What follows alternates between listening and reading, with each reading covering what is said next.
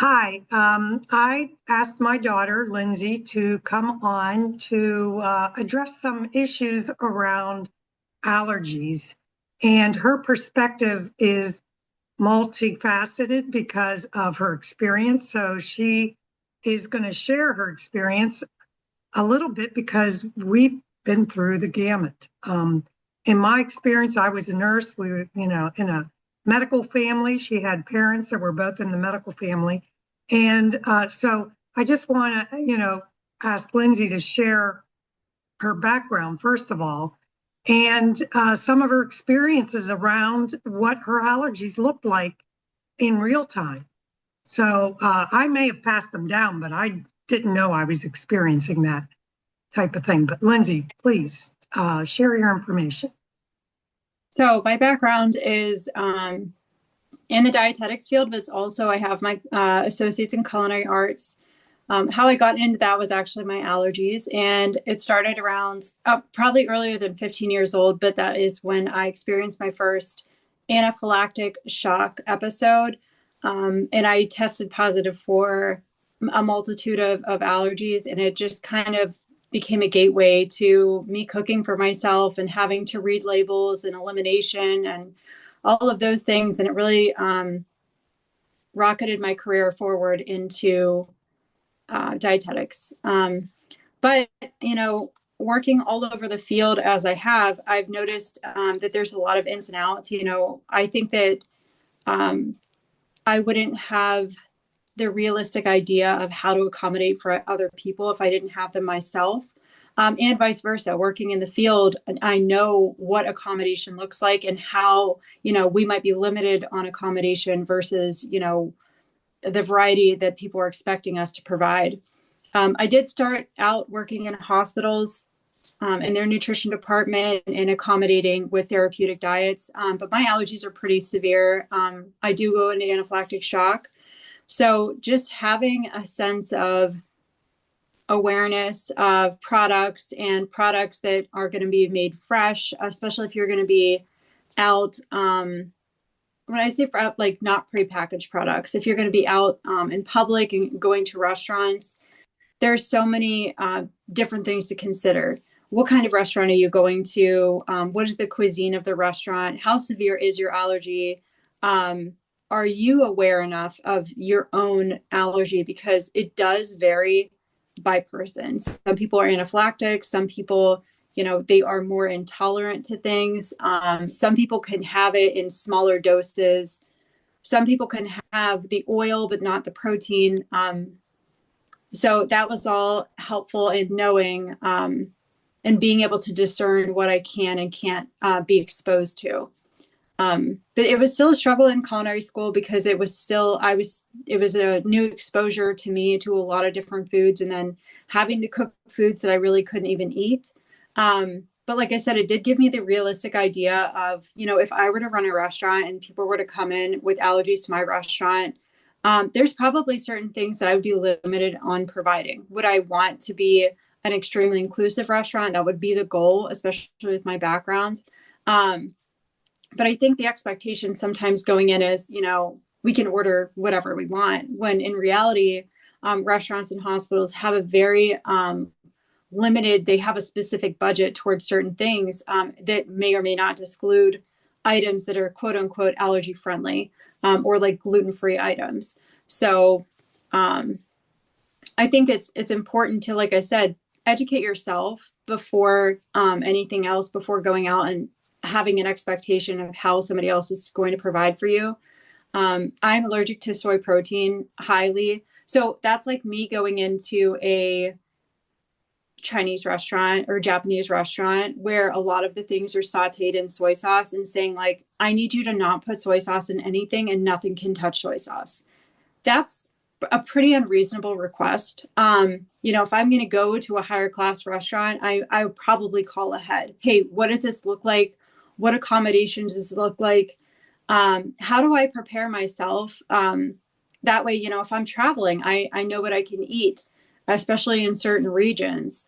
Or making a list for yourself of safe places and safe foods. So say like, your work orders food out a lot for like luncheons and stuff like that. Making a small list for them to say, hey, like this is the accommodation that I need. I can order this from this place if you're ordering from it, and so on. But it's definitely a challenge because it is a wide range of, people that have different reactions to these foods that would fall under like a quote unquote allergy. But that's been my experience, from both sides, and I can get more in depth on certain situations that I've been in if needed. Well, I think, as a mother too, and, having children all express some kind of an allergen response, to nuts specifically. And I remember Lindsay going into that anaphylactic shock and thinking, some people don't even realize they're experiencing a food allergy response. And one of the things that I think, and I just wanted to touch base on this because that when you were 15 or whatever age that was, you might even had a lot of symptoms before that time, but it culminated. And during that time that Lindsay was, growing up, I was I was changing up my food. So I was dealing with issues and I was trying to change up things. And so I went from regular milk to soy milk. And so that was what was in the refrigerator. Well, she was on soy-based formula when she was born because I was having trouble nursing. So there were a lot of things, and she had a lot of ear infections and all kinds of things that culminated with that allergy throughout life. But I didn't recognize it as even as a nurse and a mother. We weren't taught nutrition, so we weren't taught how the body responds to foods. We were taught about the end scenario or these things up in the top of the tree. We got to look at the root. We were taught about everything that was happening out here on the branches and not looking at, what's going on down below. And that a lot of that had to do with a lot of the foods we exposed our children to. But as she mentioned, when you go to a restaurant, okay, I began changing my diet completely. And I wanted there was a word that came up today with my thoughts, and that was the elimination diet. They're putting a lot of people on the elimination diet because you're eliminating some of those foods, to decrease that your body's ability to tolerate. As she mentioned, some of these tolerations are up and down, sensitivities or whatever you're experiencing. But when you go and you think about limitations and you think about abstaining, in our religious background, we were taught to abstain from this or abstain, right, Lynn? We're taught to abstain. What? Mostly from sex. But, when it comes to some of these other things, I mean, that's part of the original, our upbringing was, abstaining from meat on Fridays. Yeah, right, exactly. I mean, some of these things that were brought into things. And so you're abstaining from things. Well, in when it comes to allergies and your body's response to foods, chronic inflammation can continue when these things are building up in your body. But some of the things that I really thought that I really wanted to address were, we went through the gamut of reading everything in the store, every box, and then we found out that packaged foods most of the time were a problem. So that anything in the middle of the store was a huge problem. There were some things that we could introduce and try. But, I was experimenting with my diet and eating habits. And then Lindsay and her brothers also had to deal with, how we were going with the ups and downs of all this stuff. But when it comes to restaurants, and this is a big issue because Lindsay knows what it's like to be a chef in the back of the house and what it's like to be a server in the front of the house, because that was her experience through culinary school. And we've had relatives and they've gone and experimented in different places to learn. And what is when you go into a place, not everybody is going to understand your allergy. Even if it's on the menu, specified as this is dairy free, this is that, whatever. I am telling you, a lot of people do not recognize dairy from poultry, and they don't recognize what the dairy products are and what they come from, you know. So there's a lot of young people that will be serving you food who might be taking your order and get confused. Okay, so you've got multiple layers of confusion sometimes, because even in the back of the house, what do you know? Well, tell us about how food comes in, Lindsay. I mean, It depends on the restaurant and the cuisine. You could have some items that are prepackaged. You could have most of the items that are prepared, but usually when they're preparing items, a lot of meats, they're in marinades. You have to ask like the really difficult questions or know exactly how to order. But say like, as a tenderizer for steaks, they might marinate it in like a soy marinade or something like that. So they're like, oh, well, we don't use like soybeans on it, but you have to know to ask, hey, is the steak marinated? Did you guys add anything to your sauce? What kind of oil did you cook in? In the back of the house, like I said, it's based off of the severity and how the allergen reacts to your body. For instance, I can have most allergens are it's the presence of the protein of whatever you're allergic to. So I can have soybean oil because, and I'll get into this word of being like processed. I know that that's like a demonized word, but it's processed to remove the protein. I can have small amounts of that and not have a problem. If I were to have a small amount of soy sauce, which is primarily soy protein, I would have a large problem.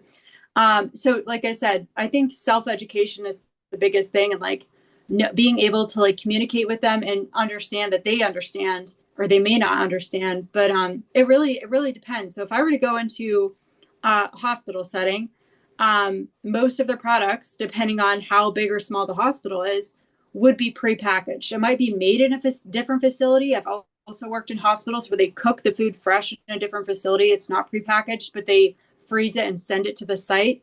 But you still have to ask about seasonings, preparation, cross-contamination, everything that would come along with potentially putting you at risk for an allergic reaction. But I mean, it just, like I said, in hospital, it's like, oh, can you change this? Can you just make one pork chop without soy sauce? It's like, no, because all of these came pre-marinated together, or we put them in a sous vide all together. And doing one, which, it just depends on, they would need to know days before prepping in a large batch, because I've done catering before, and that's how we did all of our food. All of our food came in, not prepackaged, not processed, or, whatever. And we had to do that ourselves and follow the standardized recipes. And, part of this, part of the concern is like following the standardized recipes for budget standpoints. You know what I mean? Making more or less of something based off of the demand. Your restaurant is likely to lose money if you make things that is not in demand. Say, like gluten-free products, for instance, which are very expensive. I mean, these allergen-friendly foods, or like even foods for cultural differences, they do have an extra price that comes with them. So if you stock up on them, they still have a shelf life. They will expire probably before 3 people eat something that they got into a huge box of 16. And that's problematic for the restaurant. They want to keep the food fresh and, sell it within the time before the expiration. And that, that's difficult. And a lot of the training that goes into it, right? You have the executive chef who does the menu, he does the budgeting, and then you have the line cooks and the sous chef. The line cooks and the sous chef, it's not that they can't branch out and make other things, but they are trained to make the items on the menu. They're not trained to veer from the items on the menu. So if you're expecting them to go off the course and with no standardized recipe, and a lot of the times, like, it's not a matter of seasoning. We're talking about like things that are baked, things, they might include or exclude eggs, which is a binder. Like, they're not prepared to have other binding agents that would make it look and taste similar. We're talking about like giving a product that is a similar quality and taste to what you're originally ordering. That's the expectation. And it may or may not be available even if you call ahead of time. That they have a set menu that they serve.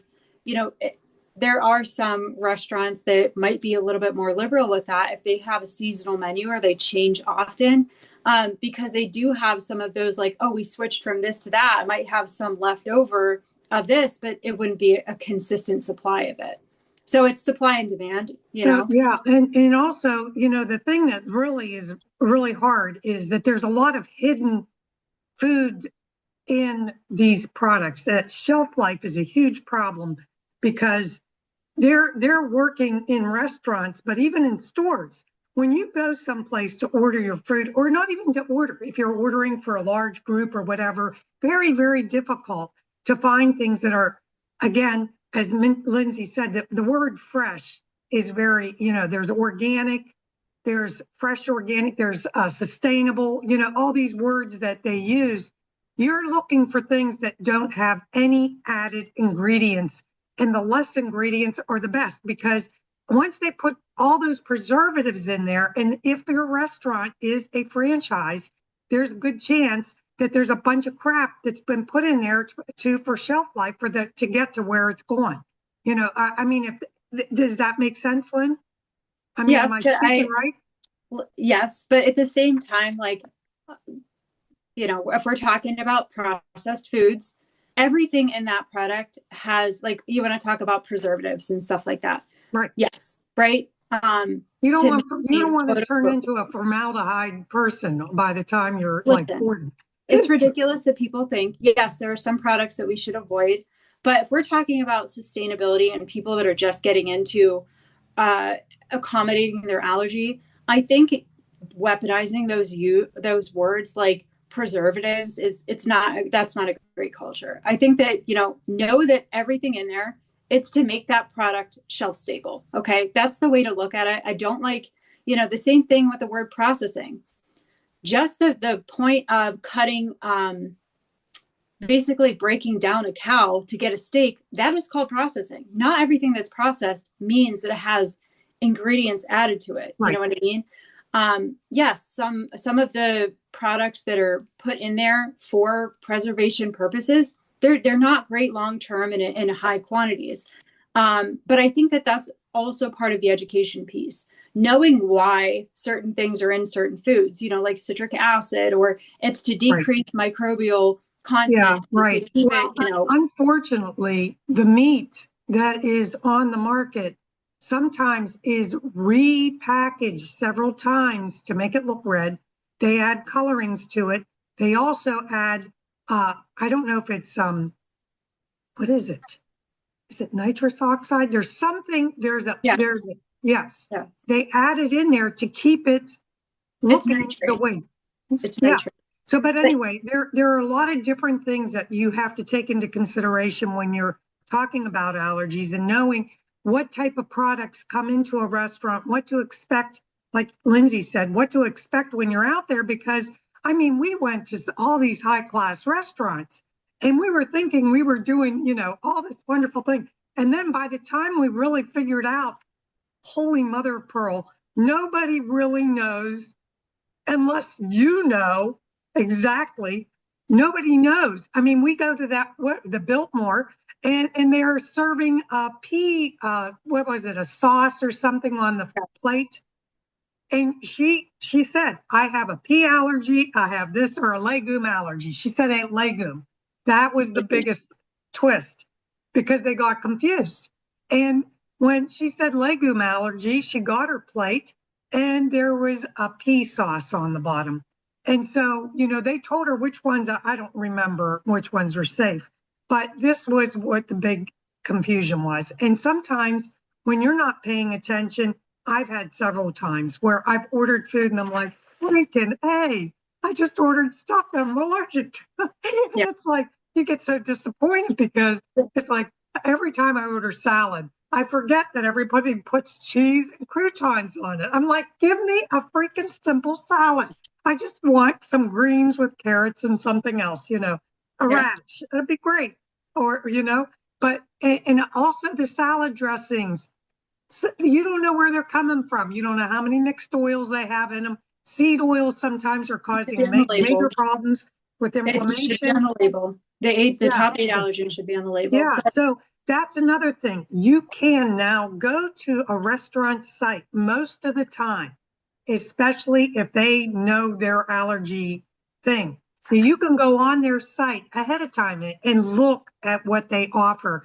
And I'll tell you, it does take a little discipline and it takes time to really get used to where you can go and know that if you're going to have a reaction. Lindsay, tell me what types of symptoms do you have when you have a reaction? anaphylaxis, Yeah, what does that feel like for you?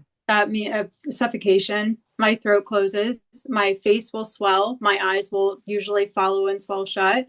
My palms of my hands and the centers of the bottom of my feet will itch. My scalp will itch. I get, like a dermatitis like rash, hives. Um, and your blood pressure usually will go up and then it'll drop. Your sensation of you being able to digest whatever it is. Some people might throw up, some people might get really bad stomach cramps, but basically all of the blood is being pulled away from your digestive tract because you're in a fight or flight. It's an immediate immune response. Right. So it feels like you're getting very sick and itchy and like it's like a You sense of, you feel like you're going to pass out. not originally, no. Okay. No, you just start all the itching and all when the you crazy. start when it starts, you get like, your face gets really flushed before you start swelling, right? A lot of people have itchy tongues, itchy throat before the throat starts closing. You might get itchy eyes, you might get watery eyes. I think the symptoms are very like you can be just as allergic to an environmental allergen as you are to a food allergen. But it's usually because this is internal. You start with some internal things rather than like itchy, puffy eyes or something like that. But usually you do get that, like it is that impending sense of doom feeling, like something is like you can tell that your body's responding to something and your blood pressure goes up. And then when it goes down, then you're feeling like, all right. And then your throat's closing and it's coming to a bad Lights point. out. Yeah, pretty So, much lights yeah, out. But yeah. the thing that I'd like to say about some of those menus is you have to know when I see those menus, they're like, is there soy in it? And I know specifically I could have soybean oil, which is in a lot of products, like a small amounts. I do avoid it to a certain extent, but if there's limited items on that menu that I can have, I know what my allergy looks like. It's not telling me if there's soybean oil in it, if there's soybean protein, like it's still not specific enough sometimes. So it might look like at a restaurant that I can't eat anything, but in the reality, they're doing their due diligence to make sure that that person isn't exposed to any soy. I'm sure that some people have heard of the same thing with like peanuts and peanut oil. Should you avoid it 100%? But if you're limited and something has peanut oil in it, let's say it's a protein bar, right? And it's like you're stranded out in like a snowstorm, a nor'easter. It's happened to me before, and it had peanut oil in it. What is if you do have a EpiPen, and what's the risk? We're talking about like life or death situations here. Most of the time, you can avoid it and just get something else. So knowing the extent of your allergy, but also, on the other end of it, if I was in a kitchen somewhere, like people are very wishy-washy with like, oh yes, I can, and I'm sure that it sounds that way when I come into a restaurant and I said, I can have soybean oil, just not soy sauce. I can have this if it doesn't have soy protein. And I can, I know how that sounds. And there's some people come in, oh, I'm lactose intolerant. And they make sure that they put it on, their specialty card or whatever in the hospital, they put on their allergies. And they're like, well, you didn't send me any ice cream. Well, you're lactose intolerant. So the less confusing you are to your serving and your culinary staff, it's going to be much easier to be able to accommodate for you. If you want to eat something that's dairy and you're lactose intolerant, take your lactate pill. I'm not recommending it if it's going to cause discomfort. But if that's something that you're going to come into a restaurant and then get mad at them for not serving you the thing that you told them that you're intolerant to, that's where that back and forth is going to be. We all are human too. I'm sure that there's times that, like, even with my background, I've made mistakes or other people have made mistakes, and it's not like it's never going to happen. So you have to have some grace towards, a lot of these restaurants, there's high turnover. Those jobs, there's a reason that I'm not an executive chef. Those jobs are extremely stressful. They're long hours or long days. It's a lot of labor. Like we have to have some grace for the people that are trying to provide those accommodations. And if you're Yeah. giving them, like I said, say it's like a busy weeknight or, weekends, and it's like 7 o'clock on a Saturday. Oh, I have like a peanut allergy, soybeans, MSG. What can you serve me? You're throwing that person through a loop. They got to serve like 200 people that night. They're there for the turnover. They were trying to use up their products. They're also like, they might be out of other products because it's a busy night. There's so many other factors than just like, oh, you're not accommodating to the one person that comes in with 7 allergies. I'm very aware of where I go, and I call ahead of time to ask. I know exactly the foods that, I would be very ignorant of me to go in and say, I need you to do this right now, or go out and buy something and cook it for me. I should have just stayed home. Well, That's ridiculous. that's the big issue is, recognizing too that there is a gap between what the food industry recognizes as food allergens, because here's what they do. They get the information from either medical people. That's how they determine what the food allergies are. Meanwhile, in functional nutrition world and functional medicine, they're looking at like, okay, these people are coming down with kidney problems. They're coming down with like heart issues. They're coming down. And a lot of the wheats and grains and all that stuff is really tough because it's really tough to go into a restaurant. Now, I've tried to do bunless type things and things like that because I'm pretty much almost grain intolerant. But, for peanuts, you're talking about that issue. That's why I call myself a food relationship coach, because my dad's connections to my world is peanuts and popcorn. And that's where I fell into problems because I relied on peanuts and popcorn a lot. Like I was eating popcorn all throughout college, and sometimes it was my meal. But, when we talk about peanuts, they do know that IgM markers can be passed on to your children. So you might have super sensitivity in the next generation. But those IgM markers, they can be tested, the whole gamut of them. But there's 2 different types of things to look at. You're looking at the top 10 or more food allergies, because now sesame seeds is being added to that. That's in tahini, that's in hummus, it's in everything, bagel mix, all those things. You don't realize your seasonings you're using or part of it. The other thing is that, they've got what? Eggs, they've got shellfish.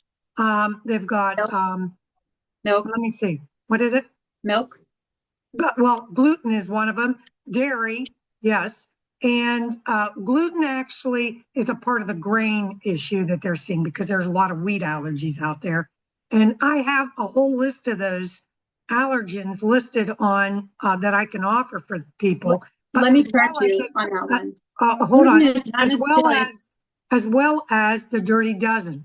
We're running out of time. It's not necessarily connected to the grain. Gluten is developed. It's a protein that is developed by mixing water. So it's not all grains are going to develop gluten. So you have to be specific when what they're finding though is that it's a combination of the so-called gluten as well as, and I'm not sure why this is popping up on your screen today. Can you see that pop up, Lynn? It's just mine. Okay, so we got to go because we're running out of. There were some other issues I wanted to talk about. Chronic inflammation.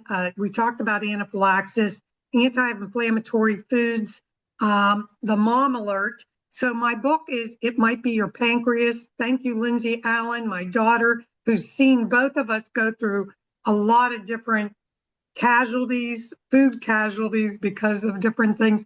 Mine were related to some histamine responses and things where I just pass out and do all kinds of crazy nutball things. Assassination 7 times. Yeah, exactly. But trying to get all this under control.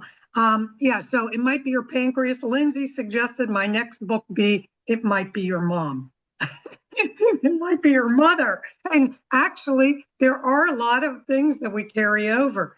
And you've got to think about pregnancy and what I was eating during my pregnancies that might have affected my children, unfortunately. I gave you a wonderful gift. But look, my daughter has the best hair in the world. I mean, in our family. Nobody had that hairdo. I mean, not even the hair. I couldn't grow my hair out like that. Anyway, so I just want to thank you for sharing all of your information because if you're just new to allergies and you're just getting this new experience of being out in the world and trying to figure out what the heck do I do, we can help you out because I can tell you it's been a real journey ever since the anaphylaxis, but even before then, because I didn't recognize Michael's peanut allergies and all these other nut allergies these kids were having. I didn't, and even when I took them to the doctors, we were tested for some things, and there were a lot of histamine things we were tested for, and there's just more to it because sometimes there's also infections related. Okay, Lynn. Buongiorno, come sta? Bene, bene, grazie tu. And thank you for coming today. Is there anything else, last words you want to say before you leave? I don't think so. Manja. What's the New Testament going to be? Manja. Mangia. Mangiare. All right. Let's have a great day. Thanks for doing this. And I think that is going to be the end. What I just have to figure out is, okay. Still recording. Yeah. Stop recording and we'll address some other issues because my other family members have some ideas about what they want to address when it comes to ignoring food allergies. So that's the other guy that we'll talk to, Andy. All right, Lynn, I love you. You have a great day. Bye. You too. Bye. Boop. Boop.